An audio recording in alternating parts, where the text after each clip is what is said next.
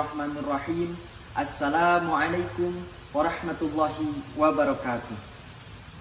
Alhamdulillahirabbil alamin wa bihi nasta'inu ala umuri dunya waddin.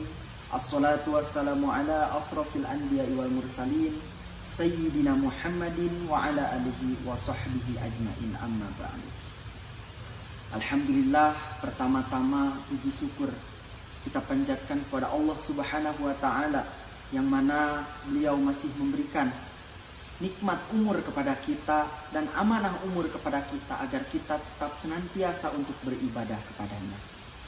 Dan salawat beserta salam semoga tercurah limpahkan kepada junjungan alam, yakni Habibana wa Nabiyana Muhammad sallallahu alaihi wasallam, kepada keluarganya, kepada sahabatnya, kepada tabi'in tabi'at. Semoga sampai kepada kita selaku umatnya. Amin ya Allah ya Rabbal Alamin.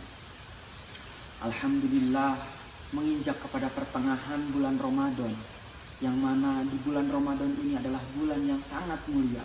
Allah menurunkan beberapa keistimewaan di dalamnya, yakni ibadah-ibadah pada bulan Ramadan ini menjadi lebih utama daripada bulan-bulan sebelumnya. Karena ibadah pada bulan Ramadan ini sangat istimewa sekali.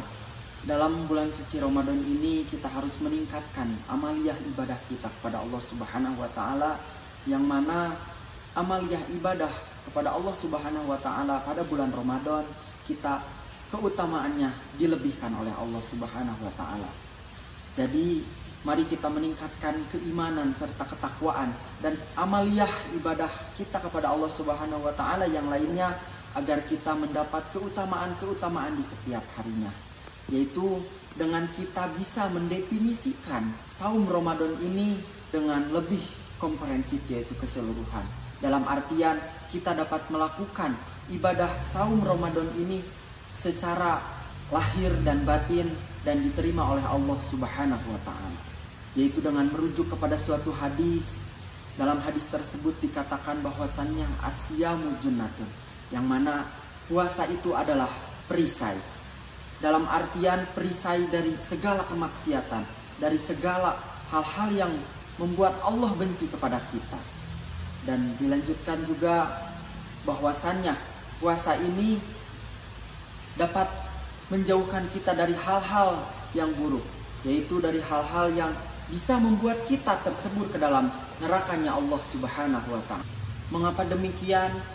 Ketika saum dalam bulan Ramadan ini adalah suatu perisai bagi kita, maka kita akan terjauh dari segala hal-hal yang dapat membuat Allah Subhanahu wa taala benci kepada kita.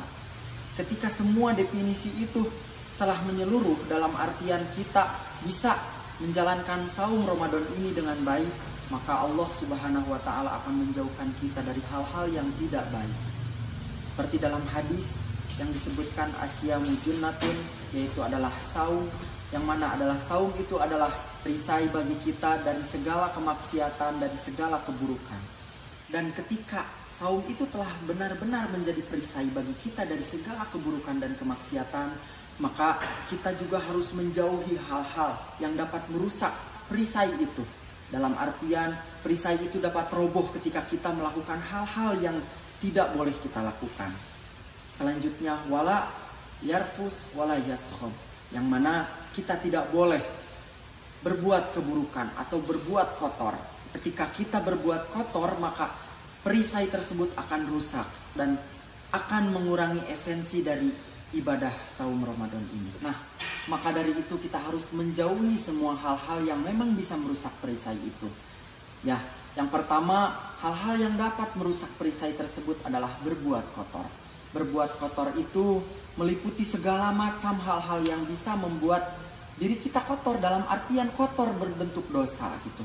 Misal seperti kita mencuri, misal kita menghina orang lain ataupun lain sebagainya.